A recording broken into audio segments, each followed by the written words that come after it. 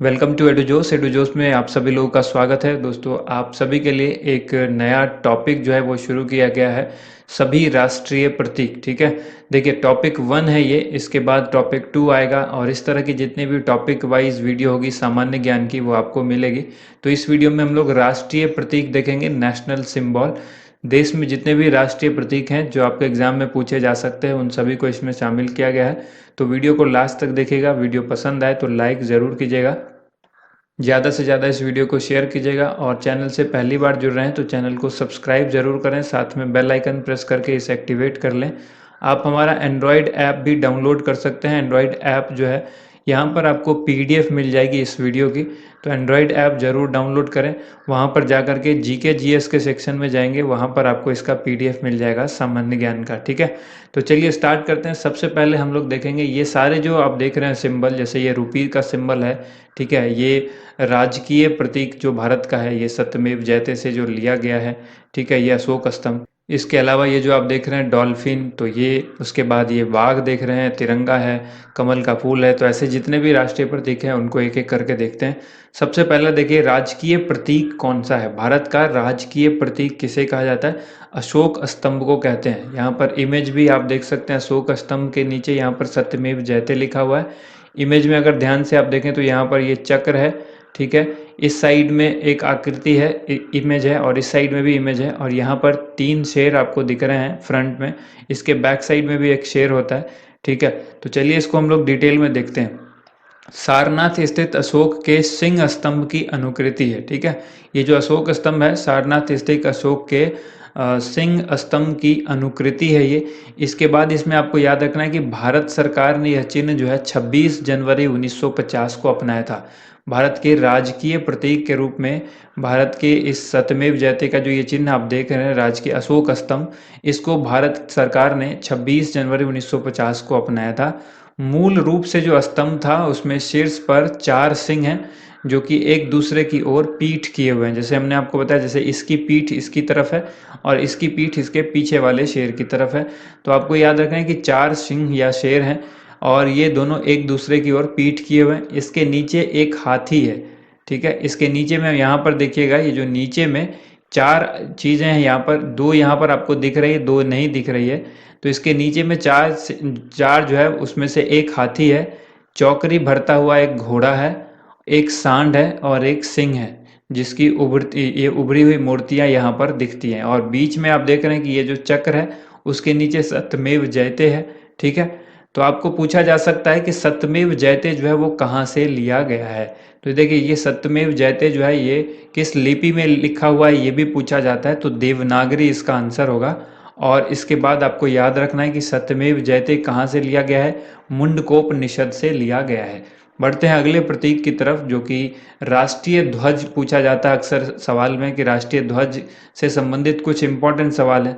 तिरंगा तो हर कोई आंसर कर देगा, लेकिन यहाँ पर आपको याद रखना है कि तिरंगे की जो लंबाई और चौड़ाई का अनुपात है वो 3:2 है। यानी अगर ये 3 सेंटीमीटर होगा तो ये 2 सेंटीमीटर होगा, यही इसका रेशियो है। ठीक है, ये होती है लेंथ और ये होती है इसकी ब्रेड्थ, जो कि ये चौड़ाई है। तो आप इसको याद रखेंगे, लंबाई और चौड़ाई का जो अनुपात है वो 3:2 होना चाहिए। इसके बाद गहरा केसरिया रंग, आप 3 रंग तो इसमें देख रहे हैं, एक केसरिया, दूसरा वाइट और तीसरा यहाँ पर जो है वो हरा। तो केसरिया रंग जो है वो देश की ताकत और साहस को दर्शाता है। सफ़ेद रंग जो है वो शांति और सत्य को दर्शाता है। हरा रंग जो है वो देश के विकास और उर्वरता को दर्शाता है। ठीक है, इसके बाद देखिए यहाँ पर आपको याद रखना है कि राष्ट्रीय ध्वज का जो डिज़ाइन है ये किसने दिया था? सर्वप्रथम जो है राष्ट्रीय ध्वज का जो डिज़ाइन है वो श्री पिंगली वेंकैया जी ने दिया था। इसके बाद आपको याद रखना है कि भारत का संविधान सभा है, उसने राष्ट्रीय ध्वज का प्रारूप 22 जुलाई 1947 को अपनाया था। भारत की संविधान सभा ने राष्ट्रीय ध्वज का प्रारूप 22 जुलाई 1947 को अपनाया था।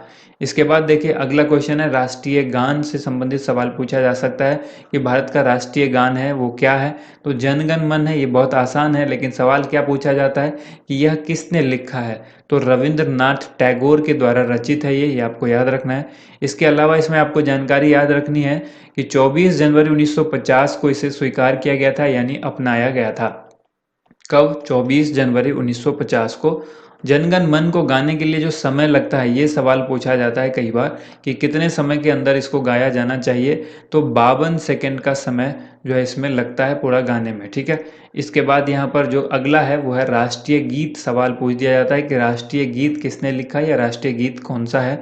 तो वंदे मातरम, और वंदे मातरम को बंकिम चंद्र चटर्जी के द्वारा रचित किया गया था।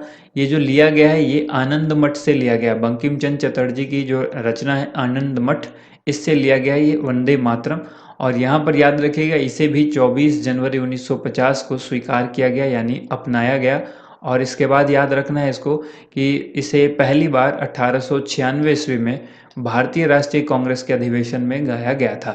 कब गाया गया था? 1896 में भारतीय राष्ट्रीय कांग्रेस के अधिवेशन या सत्र में इसे पहली बार गाया गया था। इसके बाद जो है वो है, इसको गाने में जो समय लगता है वो कितना है? 65 सेकेंड। राष्ट्रीय गीत जो है वो 65 सेकेंड यानी 1 मिनट 5 सेकेंड, ठीक है। और इसके बाद आपको दूसरा जो है वो राष्ट्रीय गान था, उसको गाने के लिए 52 सेकेंड, ये आपको याद रखना है, ठीक है।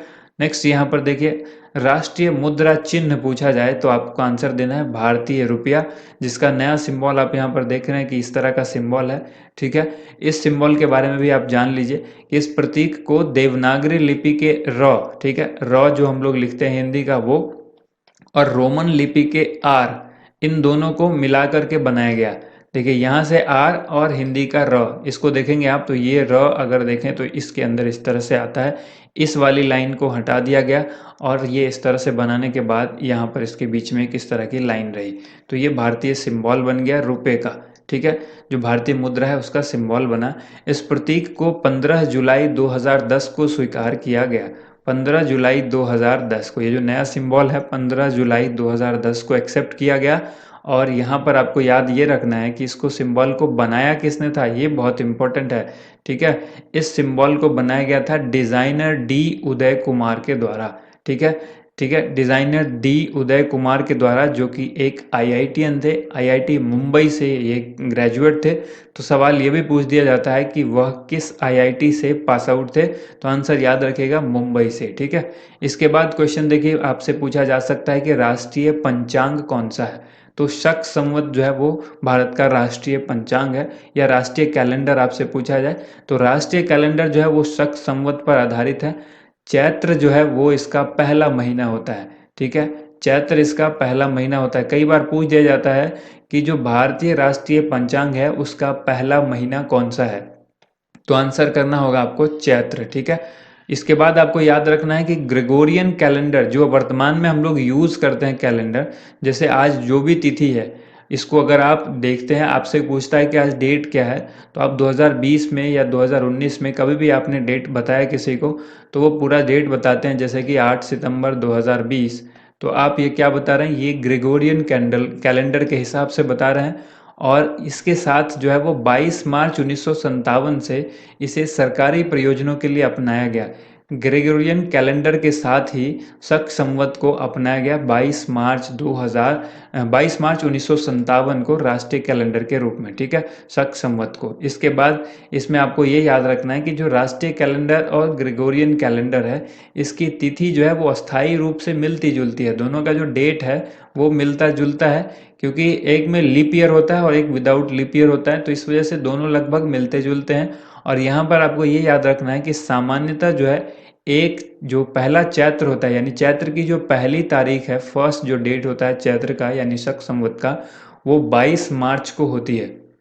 लेकिन अगर लीप वर्ष हो गया किसी वर्ष में, जैसे कि 2020 में लीप वर्ष था, तो इसमें 21 मार्च को जो है पहला चैत्र महीना यानी एक दिन पहले मनाया जाएगा। अगर लीप वर्ष होगा तो चैत्र महीने की जो पहली तारीख होगी वो एक दिन पहले यानी 21 मार्च को, अगर लीप वर्ष नहीं है तो 22 मार्च को, ये आपको याद रखना है, ठीक है। इसके बाद देखिए सवाल आपसे पूछा जा सकता है कि राष्ट्रीय जलीय जीव कौन सा है। तो भारत का राष्ट्रीय जलीय जीव जो है वो मीठे पानी की डॉल्फिन है। मीठे पानी की डॉल्फिन आपको याद रखना है, इमेज भी आप देख रहे हैं यहाँ पर। देखिए मीठे पानी की डॉल्फिन जो है वो भारत का राष्ट्रीय जलीय जीव है। इसके अलावा आपको इसके बारे में ये याद रखना है कि पर्यावरण एवं वन मंत्रालय ने राष्ट्रीय एक्वाटिक पशु के रूप में 18 मई 2010 को गंगा नदी डॉल्फिन अधिसूचित किया था। ये 18 मई 2010 को ये जो है इसकी इसकी अधिसूचना जारी की गई थी कि ये भारत का राष्ट्रीय जलीय जीव होगा। वैसे इससे पहले 2009 में जब सरकार मनमोहन सिंह की ही सरकार थी 2010 में भी, तो 2009 में मनमोहन सरकार के द्वारा जो है इसकी घोषणा की गई थी। ठीक है, तो मनमोहन सरकार के अध्यक्ष में इसकी घोषणा की गई थी कि जो गंगा डॉल्फिन है ये भारत का राष्ट्रीय जलीय जीव होगा। ठीक है, अब यहाँ पर आपको ये याद रखना है कि यह स्तनधारी जंतु है और पवित्र गंगा की शुद्धता को भी प्रकट करता है। क्यों ये शुद्धता को प्रकट करता है? क्योंकि केवल शुद्ध और मीठे पानी में ही यह जीवित रह सकता है। तो गंगा में ये पाया जाता है, तो इसलिए आपको ये यकीन करना होगा और ये जो है पवित्रता की शुद्धता को बतलाता है, क्योंकि ये गंगा के अंदर जीवित है और गंगा के अंदर ये पाया जा रहा है, तो गंगा का पानी जो है वो शुद्ध और मीठा पानी है। ठीक है, तो इसी के अंदर ये रह सकता है, ये इसकी विशेषता है, मीठे पानी या शुद्ध पानी के अंदर ही ये जीवित रहता है। अब हम लोग बात करते हैं अगला जो है राष्ट्रीय फल। तो राष्ट्रीय फल सबको पता है आम होता है। आम को हम लोग वैज्ञानिक नाम किस नाम से जानते हैं? Mangifera indica. ठीक है, मैंगिफेरा इंडिका राष्ट्रीय फल आम है और इसको हम लोग इस नाम से जानते हैं। इसके बाद है राष्ट्रीय पक्षी, तो इसको मोर या मयूर कहते हैं। मयूर या मोर का जो वैज्ञानिक नाम है वो है पावो क्रिस्टेटस। ठीक है, अच्छा देखिए, एक चीज सवाल कई बार आपसे कई लोगों के मन में होता होगा कि भारत की राष्ट्रीय भाषा क्या है। ठीक है, देखिए भारत की राष्ट्रीय भाषा कोई भी नहीं है। ये सवाल अगर आपसे पूछता है तो आप कहिए कि भारत की कोई भी एक भाषा ऐसी नहीं है जिसे राष्ट्रीय भाषा की संज्ञा दी गई हो, उसे माना गया हो। भारत में 22 भाषाएं हैं और इन सभी भाषाओं में राज्यों को अधिकार है कि वो अपने राज्य की कौन सी भाषा को आधिकारिक रूप में मान्यता देगा। ठीक है, आधिकारिक रूप में। लेकिन केंद्र सरकार दो ऐसी भाषाएं हैं जिसको केंद्र सरकार जो है वो आधिकारिक तौर पर यूज़ करता है। और वो भाषाएं कौन कौन सी है? तो वो है इंग्लिश और दूसरी है हिंदी। ठीक है, ये दो भाषाएं हैं जिसको केंद्र सरकार आधिकारिक भाषा के रूप में यूज़ करती है। लेकिन भारत में 22 भाषाएं हैं जिसको कोई भी राज्य किसी भी भाषा को अपनी राजकीय भाषा के रूप में इस्तेमाल कर सकता है। ठीक है, अब बढ़ते हैं अगले क्वेश्चन की तरफ, जैसे कि ये कुछ अन्य है यहाँ पर। पहला यहाँ पर है राष्ट्रीय फूल कमल, ये आपको याद रखना है। इमेज यहाँ आप देख रहे हैं। राष्ट्रीय पेड़ अगर पूछ दे तो आंसर होगा बरगद, या इसी को बनियन ट्री भी कहते हैं। ठीक है, तो ये आप याद रखिएगा। इसके बाद ये यहाँ पर इसकी इमेज है। राष्ट्रीय पशु पूछे तो राजसी बाघ। ठीक है, ये जो है इसकी जो आप देख रहे हैं ये धारी वाला होता है बाघ। ठीक है, इसको हम लोग किस वैज्ञानिक नाम इसका क्या है ये आप लोग कमेंट करके बताइए। ठीक है, ये बहुत इंपॉर्टेंट है कि इसका वैज्ञानिक नाम क्या है। ठीक है, तो चलिए ये थी आज की वीडियो। अगर वीडियो पसंद आई हो तो वीडियो को लाइक ज़रूर कीजिएगा, ज़्यादा से ज़्यादा अपने दोस्तों के साथ शेयर कीजिए। थैंक यू सो मच, आप सभी लोगों का वीडियो देखने के लिए बहुत बहुत धन्यवाद।